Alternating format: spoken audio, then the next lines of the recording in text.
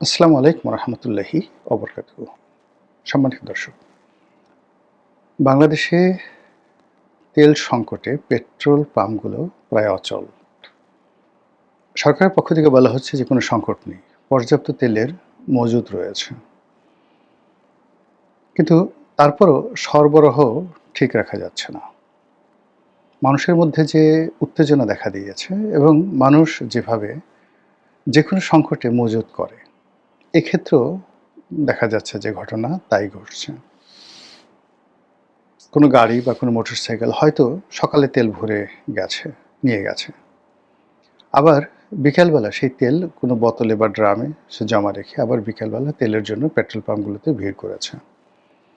ফলে অন্যান্য সময় দেখা গেল যে পেট্রোল পাম্পে যদি সরকারি ডিপো থেকে তেল সরবরাহ করা হয়, যে তেলে ২৪ ঘন্টা চলে, সেই তেল এখন ৩ ঘন্টাতে শেষ হয়ে যাচ্ছে বলে সরকারের পক্ষ থেকে বলা হচ্ছে। অথচ মানুষের যে চলাচল এই সময়টাতে অনেকটা সীমিত। দ্বিতীয়ত সমস্যা হচ্ছে পেট্রোলে এবং অকটেনে, অর্থাৎ মোটরসাইকেল এবং প্রাইভেট যে কারগুলো রয়েছে এগুলোতে, যেগুলো হওয়ার কথা নয়। হওয়ার কথা না এই কারণে যে আমাদের গণপরিবহন সবই চলে ডিজেলে। তো ডিজেলে কোনো সমস্যা নেই, এবং যেটিতে সমস্যা হওয়ার কথা এলএনজিতে কোনো সমস্যা নেই। তারপর বিদ্যুৎ প্ল্যান্টগুলো চলে সেই ফার্নেস অয়েলে, এলএনজিতে এবং ডিজেলে, সেখানে কোনো সমস্যা নেই। অকটেন এবং পেট্রোলে যে সমস্যা হচ্ছে, এটা কোনো অবস্থাতে হিসাব মেলানো যাচ্ছে না। এই দুটো প্রোডাক্ট আমাদের দেশে পেট্রোলিয়ামের বাই প্রোডাক্ট, অর্থাৎ আমাদের দেশে যেগুলো গ্যাস ক্ষেত্র রয়েছে, অর্থাৎ আমরা যে মাটির তলা থেকে গ্যাস উত্তোলন করি, সেই গ্যাস উত্তোলন করতে গিয়ে সেখান থেকে কিছু তেলও আসে। এই তেলগুলো রিফাইন্ড করে আমরা যে অকটেন পাই আর পেট্রোল পাই, এটা দিয়ে আমাদের দেশ চলে যায়। এর বাইরে আমরা যে ডিজেল আনি, ডিজেলের মধ্যে পরিশুদ্ধ ডিজেল আনি, ক্রুড অয়েল এবং অপরিশোধিত যেটা ক্রুড অয়েল সেটাও আনি। তো ইস্টার্ন রিফাইনারিতে এগুলো যখন রিফাইন করা হয়, সেই রিফাইন করার পর সেখান থেকে বেশ কিছু পেট্রোল এবং অকটেন পাই। আমাদের দেশের যে চাহিদা, পেট্রোলে আমরা একেবারে স্বয়ংসম্পূর্ণ, আর অকটেন এটা সারপ্লাস থাকে।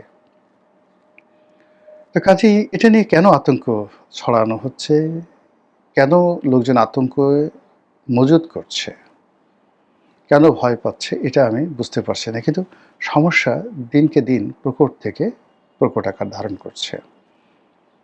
অনেকগুলো পেট্রোল পাম্পে মারামারি হচ্ছে, কাটাকাটি হচ্ছে, এবং গাড়ির লাইন ক্রমশ বাড়ছে। এখন এই যে বাংলাদেশের যে সমস্যা, এই সমস্যাটা বাদ দিয়ে আমরা যদি বিশ্বের অন্যান্য দেশে দেখি বা তাকাই, যেখানে আমাদের মতো গ্যাস ফিল্ড নেই, তো তাদেরকে তো আসলে পেট্রোল, ডিজেল, তারপরে অকটেন থেকে শুরু করে সব কিছু আমদানি করতে হয়। তো এই সকল দেশে প্রচণ্ড সমস্যা দেখা দিয়েছে। ফিলিপিন্স ইতিমধ্যে তাদের দেশে জরুরি অবস্থা জারি করেছে এই পেট্রোলের সেই বিতরণ এবং বিপণন নিয়ে। নজিরবিহীন ঘটনা। ইউরোপের একটি দেশ, আজকে এই ভিডিও যখন করছি, একটি দেশ শুরু করেছে যে নির্দিষ্ট পরিমাণের বাইরে কেউ নিতে পারবে না। অন্যদিকে যুদ্ধ যে পর্যায়ে গড়িয়েছে, খুব দ্রুত এটি সমাধান হবে মনে হচ্ছে না। আমেরিকা শান্তির জন্য ১৫টি প্রস্তাব দিয়েছে, যেটি ইরানের পক্ষে মান্য করা সম্ভব নয়। আবার ইরান যে ৫টি শর্ত দিয়েছে, সেই ৫টি শর্তের একটিও আমেরিকার পক্ষে মান্য করা সম্ভব নয়। ফলে আর এক দফা প্রতি আক্রমণ চলবে। এর মধ্যে ডোনাল্ড ট্রাম্প বেশ কয়েকবার তার কথা পরিবর্তন করেছেন, আর এই কথার উপর বিশ্বাস স্থাপন না করে ইরান তাদের যে আক্রমণ সেটা ক্রমশ বাড়িয়ে চলেছে। পাকিস্তানের মাটিতে এই মুহূর্তে ইরানের স্পিকার, জাতীয় সংসদের স্পিকার, এবং মার্কিন যুক্তরাষ্ট্রের দুজন গুরুত্বপূর্ণ কর্মকর্তা, ভাইস প্রেসিডেন্ট এবং যিনি পররাষ্ট্রমন্ত্রী, এই দুজন আলোচনা অংশগ্রহণ করছেন পাকিস্তানের মাটিতে। কিন্তু কোনো অবস্থাতেই কোনো পক্ষ আক্রমণ বন্ধ করছে না, কেউ কাউকে বিশ্বাস করতে পারছেন না। এর মধ্যে বিশ্বের যে জ্বালানি মার্কেট, এটি ২৪ ঘন্টার মধ্যে ২ থেকে ৩ বার ওঠানামা করছে, একবার উঠছে একবার নামছে। শেয়ার মার্কেটগুলো ওঠানামা করছে, প্রচণ্ডভাবে ওঠানামা করছে। তারপর স্বর্ণের বাজার, এই গত ২৪ ঘন্টা নয়, ৪৮ ঘন্টাতে ৭ বার স্বর্ণের বাজারে স্বর্ণের দাম নজিরবিহীনভাবে কমে গেছে। ডলারের দাম ঊর্ধ্বমুখী, ডলারের দাম ঊর্ধ্বমুখী হওয়ার কারণে স্বর্ণের দাম কমে গেছে। আর মধ্যপ্রাচ্য সহ অন্যান্য যে দেশগুলো, ইনক্লুডিং রাশিয়া, তারা তাদের যে তেলের উৎপাদন এটা সীমিত করেছে। ফলে তেলের মূল্য যদি $৩০০ পার ব্যারেলে চলে যায়, এটি আশ্চর্য হওয়ার কিছু থাকবে না। আমাদের দেশের যে জ্বালানি নিরাপত্তা, এটাতে বৈচিত্র্য আনার জন্য আমরা এলএনজিতে গিয়েছি। এবং আপনারা জানেন যে এলএনজি মধ্যপ্রাচ্যের যে দেশগুলো সাপ্লাই করে তাদের মধ্যে নাম্বার 1 হলো কাতার, এবং কাতারের সঙ্গে মূলত আমাদের এলএনজি আনার যে চুক্তি এটা ছিল। এর বাইরে সিঙ্গাপুরের যে স্পট মার্কেট, সেখান থেকে আমরা মাঝে মধ্যে কিনতাম। সালমান এফ রহমান এই ব্যবসাগুলো করতেন। বিপু ছিল যে তেলমন্ত্রী, বিপু, তার কোম্পানি এই কাজগুলো করতেন, এখনো তারাই করছেন। তো কাতার সেখানে এলএনজি উৎপাদন বন্ধ করে দিয়েছে, এখন বিকল্প আছে রাশিয়া। তো আমরা রাশিয়া থেকে সরাসরি কিনতে পারবো না। এই কারণ হলো ডক্টর মোহাম্মদ ইউনূস আমেরিকার সঙ্গে যে গোপন চুক্তি করেছে, সেখানে রাশিয়ার কাছ থেকে তেল কেনার ব্যাপারে বাধ্যবাধকতা রয়েছে। আর এই কারণে নতুন সরকার তেল কেনার জন্য আমেরিকার অনুমতি চেয়েছে। আমেরিকা সেই অনুমতি দেয়নি এখন পর্যন্ত, বা দেবে বলে মনে হচ্ছে না। বিকল্প থাকে কি ভারত। ভারত থেকে এই রাশিয়ার জ্বালানি এনে আমরা আমাদের প্রয়োজন মেটাতে পারি, এবং এক্ষেত্রে ভারত কতটা সাহায্য করবে, সহযোগিতা করবে, তা আমরা এখন স্পষ্ট নই। ইতিমধ্যে পত্রপত্রিকায় খবর ছাপা হয়েছে যে এই অর্থ বছরে, ফিসক্যাল ইয়ার, অর্থাৎ জুন থেকে ডিসেম্বর পর্যন্ত, আজকের এই দিনে বিশ্ব তেলের বাজারে যে অবস্থা, তাতে সরকারকে জ্বালানি বাবদ অতিরিক্ত, আগে যা খরচ হতো তার চেয়ে অতিরিক্ত $4.6 বিলিয়ন খরচ করতে হবে। গড়ে ধরেন যদি 12,000 কোটি টাকা হয় 1 বিলিয়নে, তাহলে প্রায় 55,000 কোটি টাকা অতিরিক্ত ব্যয় করতে হবে সরকারকে এই ফিসক্যাল ইয়ারে তেল আমদানির জন্য। বোঝার চেষ্টা করেন যে কী সমস্যা আমাদের মাথার উপর পড়েছে। ফলে সামনে যে গ্রীষ্মকাল আসছে, গ্রীষ্মকাল তো এখনই চলে আসছে, এপ্রিল থেকে এটা প্রবল আকার দাবদাহ হবে। এখন থেকে গ্রামগঞ্জে কিন্তু বিদ্যুৎ পাওয়া যাচ্ছে না।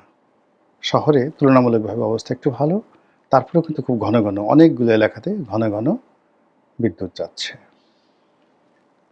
তো যদি বিদ্যুৎ কেন্দ্রগুলোতে সময় মতো তেল সরবরাহ না করা যায়, জ্বালানি সরবরাহ না করা যায়, এটা সরবরাহ করার যে চুক্তি, বিভিন্ন বিদ্যুৎ প্ল্যান্টগুলোর সাথে যে সরকারের চুক্তি, সেই চুক্তি অনুযায়ী নির্দিষ্ট মূল্যে প্রয়োজনে ভর্তুকি দিয়ে এই তেল সরবরাহ করবে সরকার। সরকার যদি সেই তেল সরবরাহ করতে না পারে, তাহলে বিদ্যুৎ কেন্দ্রগুলো চলুক বা না চলুক, সেক্ষেত্রে সরকারকে ক্যাপাসিটি চার্জ বাবদ বিরাট অঙ্কের অর্থদণ্ড গুনতে হবে। এই যে ত্রয়ী সমস্যা, সারা দুনিয়াতে সমস্যা, আমাদের যে জ্বালানি যে নিরাপত্তা, সেই নিরাপত্তা এলএনজির যে সংযোজন, তার সঙ্গে সঙ্গে এই যে যুদ্ধ, এই ত্রিমাত্রিক সমস্যার সঙ্গে আরও 3টি সমস্যা। 1 নম্বর সমস্যা হলো আমাদের টাকা নেই, দেশীয় মুদ্রা নেই, বিদেশি মুদ্রা নেই। 2 নম্বর সমস্যা হলো সরকার একেবারে নবীন, এখানে কারা আমদানিকারক, কারা রপ্তানিকারক, এখানে কি সিন্ডিকেট রয়েছে, কোনটা পজিটিভ কোনটা নেগেটিভ, সেটা জানে না। আর এর বাইরে যেটা রয়েছে সেটা হলো আওয়ামী লীগ, জামাত, অন্যান্য যে সমস্ত লোক সরকারের ভুল ধরার জন্য ১০ পায়ে দাঁড়িয়ে আছে। তারা প্রতি মুহূর্তে জনগণকে উত্তেজিত করে, বিভ্রান্তি ছড়িয়ে নানা রকম ভুয়া তথ্য, অপতথ্য প্রচার করে রাজপথকে সয়লাব করে দিয়ে জনাব তারেক রহমান সাহেবের জীবন হারাম করে দেওয়ার জন্য প্রাণান্ত চেষ্টা করবে। এবং এক্ষেত্রে রাজনীতির যে চাণক্য নীতি আছে, সেই চাণক্য নীতির অমানবিক যে দৃশ্যগুলো, সেগুলো আমরা দেশবাসী দেখতে পাব। ফলে মানে শেখ হাসিনা গেছেন, ডক্টর মোহাম্মদ ইউনূস এসেছিলেন, আমরা খুব খুশি হয়েছিলাম। কিন্তু আমাদের এই খুশি ২-৩ মাসের বেশি থাকেনি।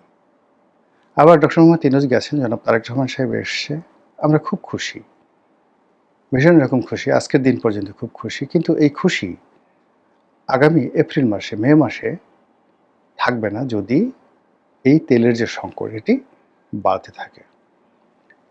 অবস্থা দৃশ্য মনে হচ্ছে সরকার বদ্ধপরিকর তেল আমদানির ব্যাপারে। পাগলের মতো তারা IMF এর পেছনে ছুটছে টাকার জন্যে। ভারতের সঙ্গে সম্পর্ক স্বাভাবিক করার চেষ্টা করছে সর্বোচ্চ ছাড় দিয়ে। এবং তার প্রেক্ষিতে ঘেঁটাঘাট করে আওয়ামী লীগের অনেক নেতার জামিন হয়ে যাচ্ছে। ইনু ভাই, মেনন ভাই, তারপর সেই শামসুদ্দিন চৌধুরী মানিক, ওনাদের জামিন হয়ে গেছে। সাবেক প্রধান বিচারপতি খায়রুল হক সাহেবের জামিন হয়ে গেছে। শেখ হাসিনাকে অনেকগুলো মামলা থেকে রেহাই দেওয়া হয়েছে তথ্য প্রমাণ না পাওয়ার অভাবে। এসবই ভারতের দয়া। আর সেই দয়ার বিনিময়ে যদি পেট্রোল আসে, ডিজেল আসে, আপাতত সরকারের জন্য এটি বেশি গুরুত্বপূর্ণ। ওই জেলখানায় তাদেরকে বন্দি রেখে নিজেদের ক্ষমতাকে সংকুচিত করা বা ঝুঁকির মধ্যে রাখা সরকারের জন্য নিরাপদ নয়। তো একটা বেসিক পরিবর্তন আসছে, কিন্তু এই পরিবর্তন সরকার যেভাবে কাজে লাগাতে চাইবে